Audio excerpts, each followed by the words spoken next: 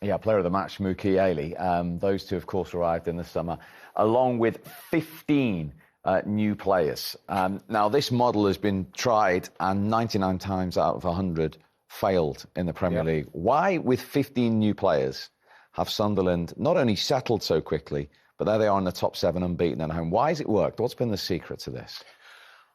Well, the honest answer is you probably need a bit of luck. The fact that they have settled and gelled and worked as hard. I mean, it's nice to hear Granit Xhaka say things like, that a good person on and off the pitch. That's really important. So whoever is in charge of the recruitment, firstly, has done a wonderful job, deserves all the plaudits going. The fact that he's brought in Granit Xhaka at the ripe old age of 33, that could have easily gone wrong, and he could have taken a lot of criticism of that. But he's been an absolute revelation, and he's the mainstay. He's the heart of the team. He speaks really well, galvanises people around him, and that's lovely to see. But the fact that you speak about other players and how they adapt, and it'll take a bit of time. The fact that as you rightly said, 16 have come in. 16 have come in. They've taken over the dressing room, really, new signings.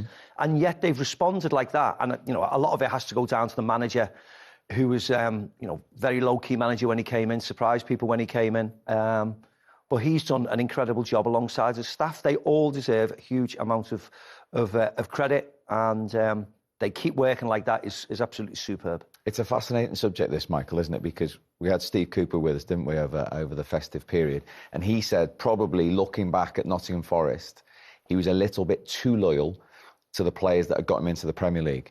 Well, Sunderland were ruthless because mostly just Ballard has been in their starting 11 from the players that got them into the Premier League. It's a completely new group. It is. And you were right in terms of saying that it rarely works.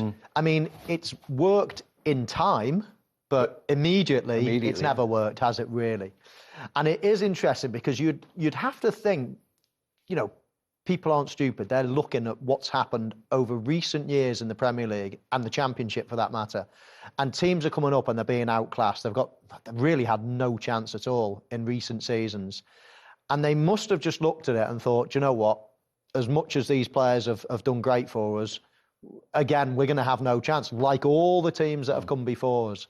So, yes, there's a huge risk in financial terms, but the reward and the gain is quite incredible if you can get it right.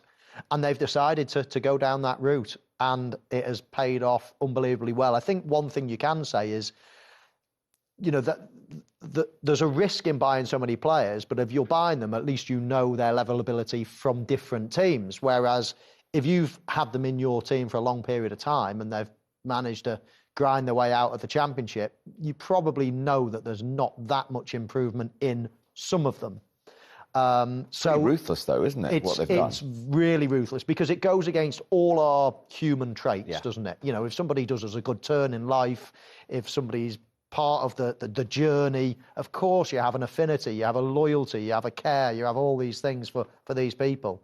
However, it is a ruthless game, and Sunderland have been ruthless with the majority of their squad and brought in an awful lot of players. So hats off to them. They've done incredibly well. If they continue this, it will be one of the seasons of all seasons. Forget the odd great performer. I mean, this will be coming up from the Championship when all the chips are down. To finish in the top half will be one of the great seasons in recent times. Yeah. So as we're at the halfway stage, I'm going to put to you at £13 million at 33 years of age for value and influence. Granit Xhaka is the signing of the season. Yeah. I mean, it's hard to argue with that statement. Of course, every team will have their own. Manchester City fans might say Donnarumma is the sign of the season, or the Cherky, and Liverpool might say X, and someone from Arsenal might say Y. But the fact that he left the Premier League after struggling really the latter part at Arsenal, and he's had a wonderful time at Leverkusen, and they were champions, etc. When Xabi Alonso was manager, so he's had success there. To come back and go up to Wearside, knowing that it's going to be a battle, knowing that it's going to be hard, knowing what the Premier League is like, and also going to a team that have come up, teams that come up normally generally struggle. He knew it was going to be really difficult, so he was taking himself out of his own comfort zone. And to respond like he has, and the leadership he has shown, you know, guiding 15 other players that came into the dressing room with him, a lot of younger players, a lot of inexperienced players, showing them the right way to perform and the right way to prepare yourself and be professional about how you go about in the business, and driving them forward. Like he said today, Leeds wasn't good enough. We needed to get back to, and they responded really well. So he's got all of those boxes ticked, hasn't he? You know, this is not an 18-year-old. This is a 33-year-old experienced player who probably didn't need to come back, but has shown how good he really is under difficult circumstances. Yeah, we will never know. We will never be able to quantify, but, you know, you can only surmise that position is so important. If you're coming up from the Championship, that position in the middle of the park, if you can have a real experienced leader, he's touching every position. You're never far away from him. You know, if you're a centre forward, you're getting passes. If you're a centre half, you're taking passes off it. He's connecting everything. And if you can get that position right in a team that has just come up, and such an influential player with experience, know-how, has been here before in this league, can be so well spoken and you know, knitting everything together, as Mac was saying, then everything just flows from that then. And I'm sure there's other great signings up there I was just about to say Jordan Henderson is exactly like him. Middle of the park, great talker, great leader, great pro. Is a lot older, I think, came in a free contract. 36. Brentford probably think he's been one of the signings of the season. But that position, when you've played the game, that position is so important, to have a leader and someone who reads the game really well, intercepts things, puts himself in the right position. And he's showing all magnificent traits, isn't he? Because it's not necessarily a match-winning position, is it? You know, if you're looking around for players to go and win a Premier League, then you're not looking at Granit Xhaka to, you know, but for what they want, what they need around them, I couldn't think of a better signing. I really couldn't. I mean, forget signing the season, player of the season. He's been quite incredible. He's right up in that discussion as well. Because when I was up there for the derby, Siddiqui was saying afterwards, who's normally his midfield partner, who's one of the 6 away at AFCON, that he has never come across a player like that in his career for leadership, looking after his family, popping round to the house, making sure they've settled in, etc., etc. I mean, it's just not just his role on the pitch here that's knitted Sunderland, this new group together, is it? Well, yeah, that's why I didn't particularly know that story, but that's a lovely thing to hear, isn't it? You know, when you're up there and you are a new signing and you come from all different clubs in the world and all different countries in the world, and you're going up to Wearside, you're going up to Sunderland, and you're thinking, I wonder what it's going to be. To have somebody come round and, listen, they'll have people looking after them, of course, in the football club, but... Your captain. Yes, but to have your captain go round and look after the family or ask you questions, are you okay, do you need anything, etc., etc. You know, how reassuring that is if you're a 20-year-old who's come from, you know, a lesser side. It's brilliant to hear those type of stories. But that's what everybody should be like in a football field, really, in a football club. You should have someone like that. That's what your captain's all about. Your captain has to be the leader. And it's not just leading on the pitch. It's leading off it and making sure everybody's okay and making sure people are happy and children are okay and the wives are happy. Because if they're not happy, it reflects on the player. Ergo, it reflects on the team. Just like Macca on our end of season day out, exactly. really, isn't it? So, always thinking about other people. He's Oscar. Always. That's twice you've blushed in one show. Right, let's get serious again. Here is the reaction of the Manchester City manager, Pep Guardiola. Pep, that was quite the game. What did you make of it? Good. We take the point. So second half was excellent. We miss. We cannot score in 6-yard box. How many times we're in the 6-yard box, you know, against the keeper or the other one, and could not convert. And of course the threat that they have, they are really good. But really pleased with the performance, especially in the second half. Were there times when you're watching it, as you say, some of the opportunities that you had, you're thinking, surely it's got to go in, or is it just one of those nights? There's a mystery. I don't have answer to your question. So sometimes, you know, I don't know, we create a lot against that team in this stadium, especially in the second half. In the first half, we struggled simply because we struggled against the pressing, but Rodri gave us the extra pass, the composure, you know, to break the lines, and after we could run, and second half was much, much better. How difficult was it to break Sunderland down defensively? How good were they today? First half a little bit They made man marking so aggressive, we could not keep the ball, the people up front. But in the second half, we break better. And of course, the threat, they are so physical, they are so strong. So it's not surprise on that. But yeah, we take the point. It's a long way. What did you make of the battle as well between Mukiele and Haaland, especially in that first half? It seemed like both of them were giving as good as they got. Yeah, it was a good battle. Is that one of the things that you had to try and work on in terms of trying to get Haaland in those spaces, because Mukiele wasn't really giving him anything at all? Yeah, but to that we have to make before 3 or 4 passes. Otherwise, it's difficult. When you come away from a game like this, goalless draw, do you accept the point or do you feel like you deserve more? It's what it is. We cannot change the result. So we can analyze always. They can say, oh, you had to score this action or the other action. So you never know. So, but it's what it is. The results always is what it is. We saw you speaking to Luke O'Nien at the end as well. What were you saying to him? Who? Luke O'Nien at the end, one of the Sunderland players. No, it's fine. Congratulate him. And then just before looking ahead as well, Chelsea up next. Enzo Maresca leaving the club. What's your reaction to that? Sorry for Enzo. He's a close friend. We spent 1 or 2 years incredible together. So it's a question for Chelsea. Pep, thank you very much for your time. It certainly is. That's his former assistant, Enzo Maresca, in case you weren't with us at the start of the show or the start of the day, has parted company with Chelsea on the first day of this new year. Now, he's talking about the chances and how they didn't find their way through in the 6-yard box. City's best two, actually, came to their substitute left-back, Guardiola. We know what a goal threat he was last season. He had a couple of decent efforts here, didn't he? Yeah, normally quite a reliable source of goals for a defender. Unfortunately for him there, he just lost his balance and he was probably going down as he was heading it. However, still, when you're that close to goal, you can see he's quite clearly onside. He just loses his balance and he's just trying to struggle to stay upright before he heads it. And he gets plenty on it, and you would have thought the power would have gone past the goalkeeper, but what a reaction save that is. And then this is not even a 1 in 10 chance. I mean, this is just so speculative. He does so well to get this on target. Or just off target, I should say. But it's a great effort.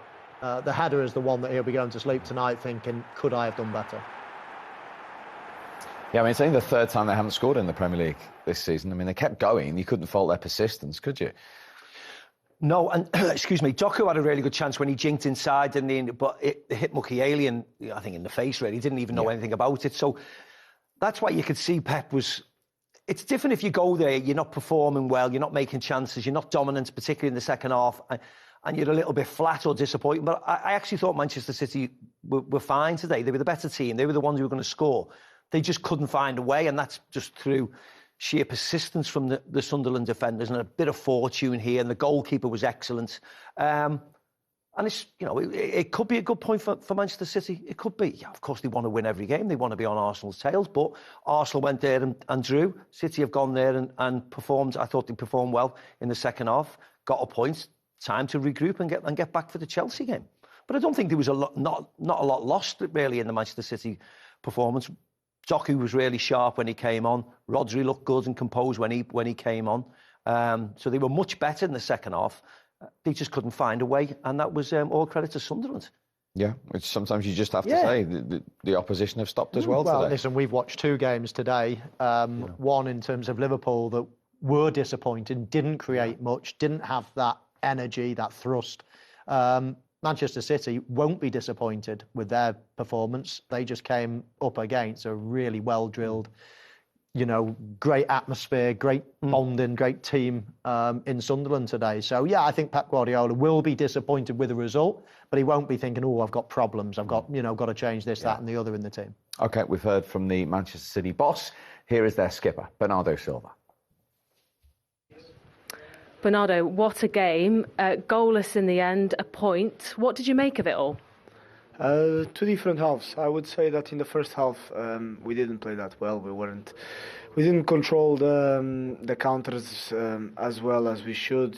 We attacked a bit too quick. We didn't move them to then find the spaces. And then a second half where we had a lot of chances. That's my perception. That's what I felt. And today was one of those days where we couldn't finish them, and it's fine. It's a point. Obviously, was not happy. We're not happy because we wanted better than this, but still a long season, yeah. Does it feel like chances missed, or defensively they were just difficult to break down? No, a little bit of both. They're a good team. It's no coincidence that they're undefeated at home this season. A lot of credit to them, but we're fighting for the title. We're trying to stay as close as possible to the top, so we need to also win these kind of games. Unfortunately, today we didn't. We missed a lot of chances, but on to the next one. As a player, what do you learn from a game like this, where you are left frustrated at full time when you say it was a game of two halves? It's football, isn't it? You're not supposed. You can't be perfect every time, every half, every minute, and we know that. The team is showing a lot of resilience at the minute. In the moments where we don't play that well, we're still very consistent. We're still very stable. And today I thought that once again we were that. Unfortunately, we missed the last step to score our chances, but that's the game. Sitting and watching the game as well with the crowd, they seemed to be cheering every tackle that Sunderland made as well, and every chance that they had. What was it like for you as an opposition player with the crowd noise today? It's a good crowd, but it's the Premier League. I've been here 9 years, so no surprise for me, no surprise for us.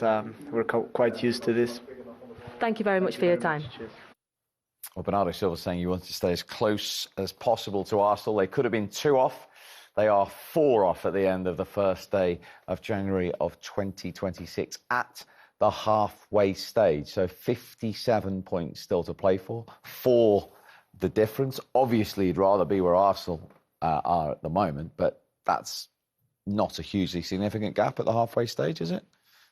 No, it's not. It's not. They're poised, ready to pounce. I think Arsenal will be delighted that they can have one big slip-up and still be top of the league. If they can keep that sort of 4 points or more, then that takes the pressure off. While it's only 2 points, let's say, you're always a little bit nervous looking over your shoulder. But first half of the season done for Arsenal, full marks. They've not been flawless, but they've done what they expected. And actually, they've got, players coming back now as well. I'm actually really impressed with Manchester City, though, because I didn't think they'd be this good this soon, this season. I thought just with so many changes, almost a rebuild, so many new players coming in, I thought it might be a little bit of an inconsistent struggle. Yeah, top 4, of course, for Manchester City, but I didn't think that they would be pushing Arsenal as they are. I thought certainly Liverpool would be reigning champions, and I thought it'd be sort of Arsenal and Liverpool as opposed to Arsenal and Manchester City. So they're only going to get better, Manchester City. That team are gelling nicely. Got some big players coming back into the team. Obviously, all of Pep Guardiola's experience as well. They could be the team to have a real strong finish. But Arsenal, to me, just look like the real deal this season. And it'll be interesting to see if Manchester City invest in January. We don't think Arsenal will, because they probably don't need to. But there's rumours, of course, that Manchester City will go into the market and give them another little push and give them a little bit more quality. And that will be very interesting, won't it, to see who they bring in, if they do bring anybody in, and whether that will help them moving forward. But I was with Michael. I expected them to do well, but not as well as they have done, because they did bring in a few last year in January, didn't they? That really didn't fire. And then, of course, they had a busy summer, and they are clicking into gear, and the likes of Cherky, and he's starting to play well the more he plays in the team. Erling still scoring goals. They need to keep him fit. So it'll be interesting to see if they do any business, and that might just give them a little bit more impetus going forward. And the window, of course, today is open. It's open today? It is open today, for those who didn't know amongst us. Bank holiday today.